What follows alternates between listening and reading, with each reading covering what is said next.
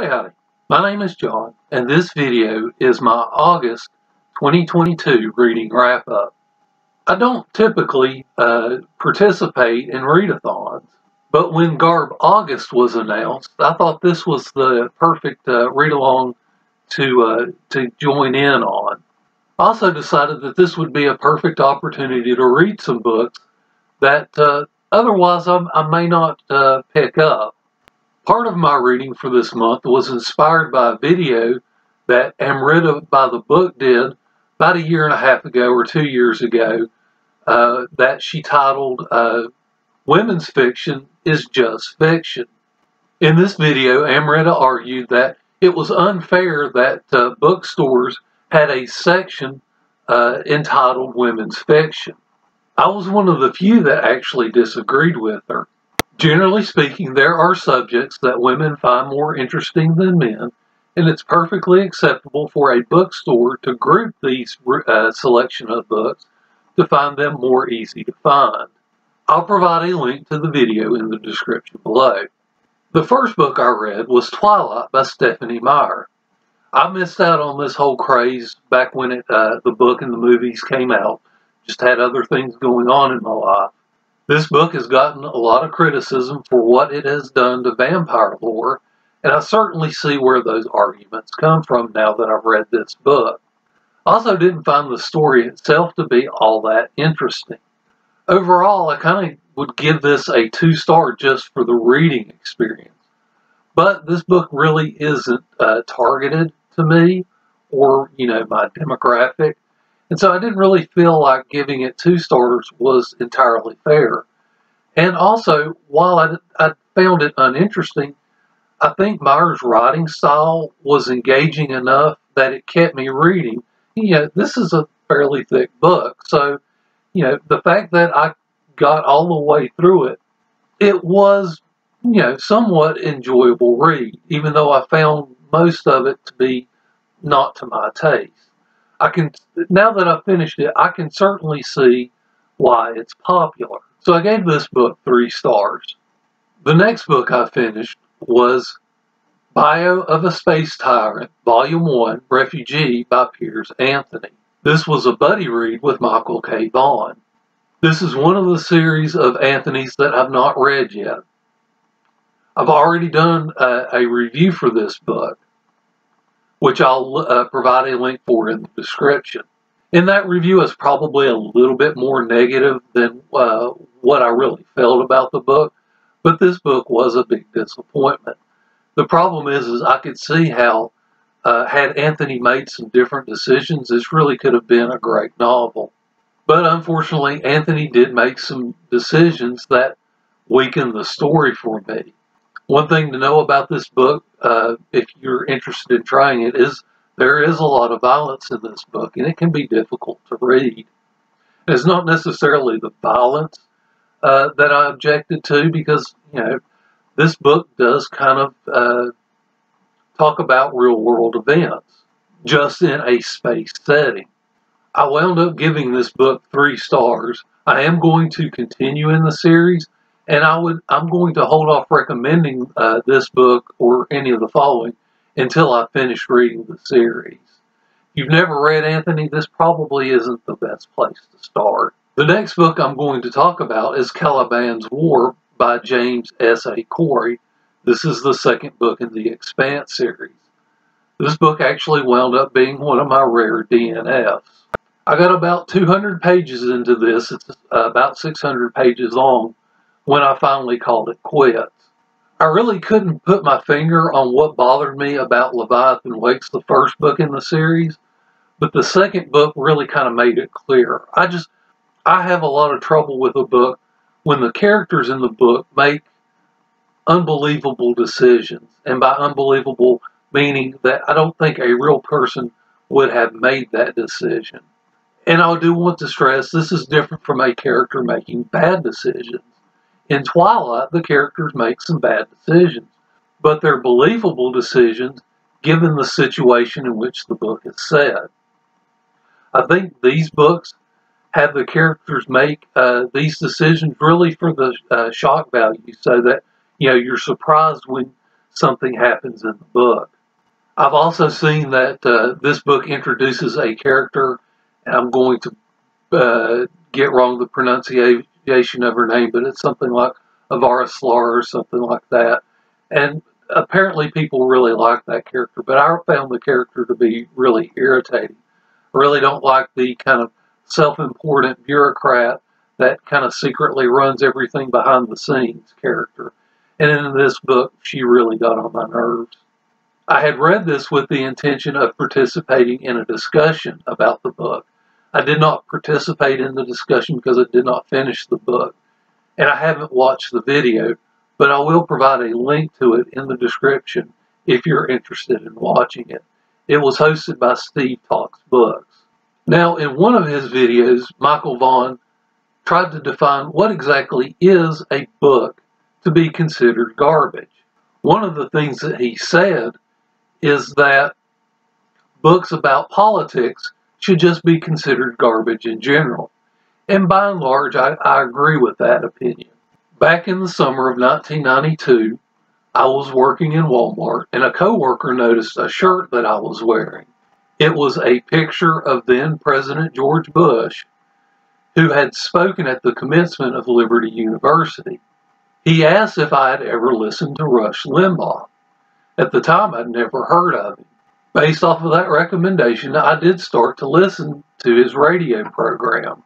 I listened to it while I was attending college, and then after I got out of college, I got a job and kind of stopped listening to him. That same year, he published this book, The Way Things Ought to Be. He was still fairly new in his radio career, but he had gotten fairly well known at that point. This book gives a brief description of his life prior to the writing of the book, mainly his childhood, but mostly it's about how he got into radio broadcasting and the job that he had at the time, how he got his radio show. The rest of the book briefly describes his views on various issues. Now, this book's 30 years old now, and it surprised me a little bit on just how relevant the book still actually is. We're still arguing about a lot of the things that are in this book. I believe that your enjoyment of this book is largely going to depend on how well you agree with Limbaugh's views. The section that talks about the various issues doesn't really go into any real depth on any issue. There's not a lot of justification for his views. You're not going to find like a well researched and debated argument for his views in this book. If you're interested in what a conservative in American politics thinks about the issue, this is probably a good resource. I gave it 3 stars. The next book I finished is Garbage Star by Michael Ronn. This is the 4th book in his Galaxy Mavericks series. I've been buddy reading these with Bethany Campbell. Now, this book fits perfectly into the theme of garbaugust. I mean, the title has garbage in it, Garbage Star. The main character is a garbage collector. I do have to give Ronn credit for, making a garbage collector the main character in a story. I found the writing of this to really not be what I want to see in a novel. It reads more like an outline for a story, or maybe a brief synopsis of a story, rather than a fully developed novel. I gave this novel 3 stars. I'm almost tempted to go back and downgrade it to 2 stars. Between my disappointment with this book and the previous book in the series, I'm going to stop reading in this series. When I was going through my parents' books, I found a couple of Harlequin romances that belonged either to my mom or my dad's sister. And I kind of saved those, and I thought, well, I might read one of these days. And I decided that garbaugust was the perfect excuse to read one. The one I read is The Heart of the Sun by Bethany Campbell. While I found the story itself to be uninteresting, at least to my taste, it was interesting to see how the main character, how she kind of thought and felt about the man that she was interested in. There's also a kind of minor mystery in this, and I didn't particularly find it all that interesting either. Didn't really like the ending of this. So I easily could have given this 2 stars, but I did give it 3 because, again, this is not something I normally read, so I don't really feel qualified to judge how well this book kind of holds up to its intended reader. August was also Women in Translation Month. Recently, Claudia Weiner discussed a book, and I had actually bought a copy of it at a thrift store several months back. This book is The Court Dancer by Kyung-Sook Shin. In Claudia's review, she noted that the beginning had a slow start, but then it picked up in the middle. I actually found the entire book to be slow for my taste. I think part of the reason Claudia enjoyed the middle part of it a little bit more is the setting shifts from Korea to Paris, and I think she found that section more interesting than I did. I did enjoy 2 of the chapters early where it talks about the main character's childhood. I found the writing in this to be a little bit awkward, and I'm not sure if it's a deliberate decision by the author or because it's a translated work, or if it's just cultural differences.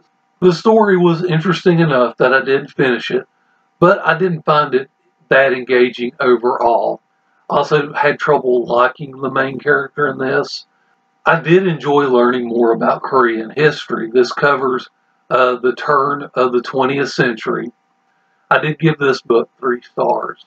The next 2 books I finished are books 3 and 4 by publication order of the Narnia series. These books are The Voyage of the Dawn Treader and The Silver Chair. This is part of a read-along sponsored by Amy from A-Star Reads and Christine from An Autistic Reader. I really enjoyed Voyage of the Dawn Treader. I actually think this might be my favorite of the series. I'll have to reread The Last Battle to make that determination, but I think Voyage of the Dawn Treader is the perfect children's novel because basically each chapter is episodic.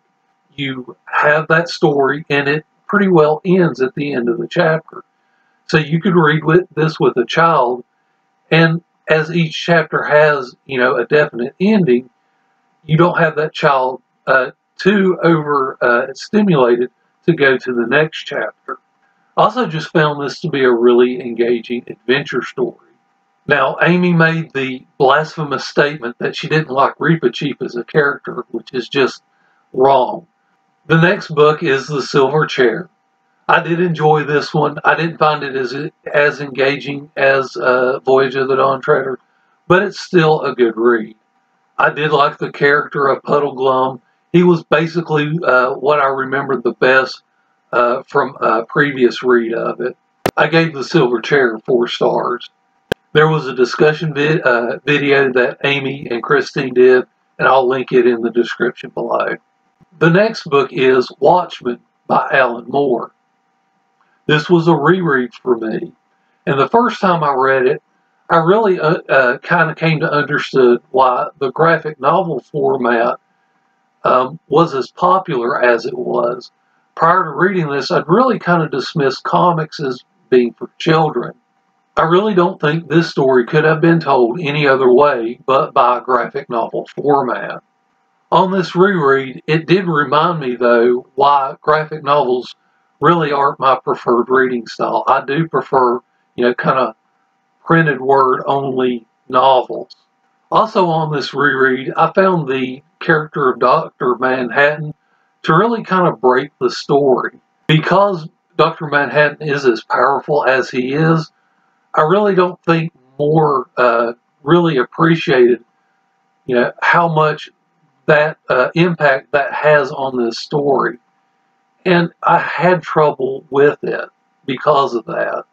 I did give this novel 4 stars. I'm tempted to back off on it and go to a 3.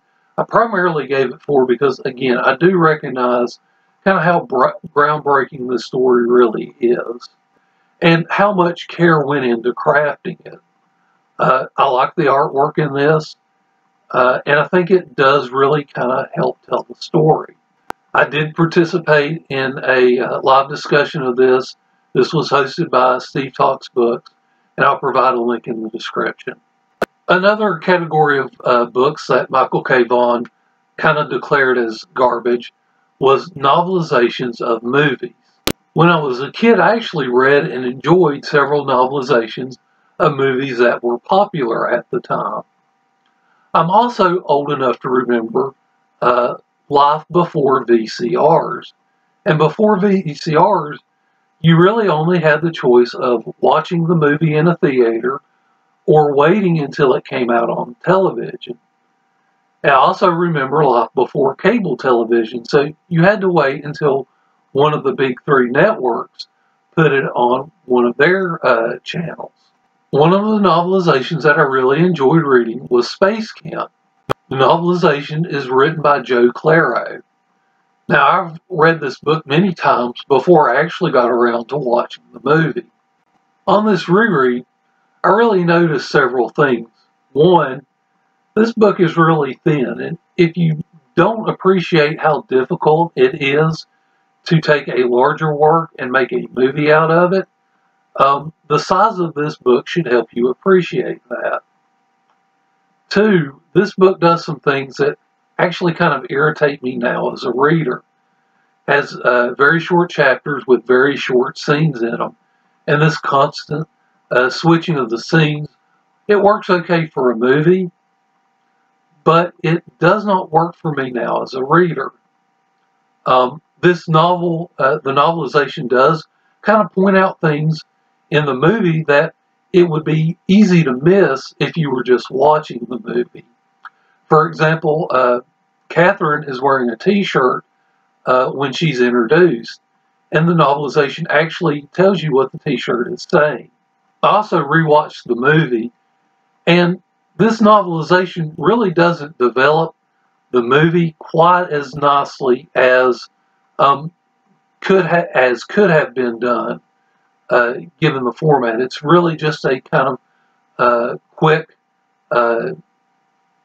easy to read retelling of the movie.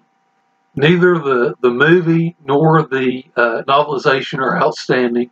I think both are 3 stars, even though I can see why I enjoyed both as a kid. That finishes up the book I read in August. I hope you had a good reading month. Thank you for watching this video, and I hope you enjoy the rest of your day.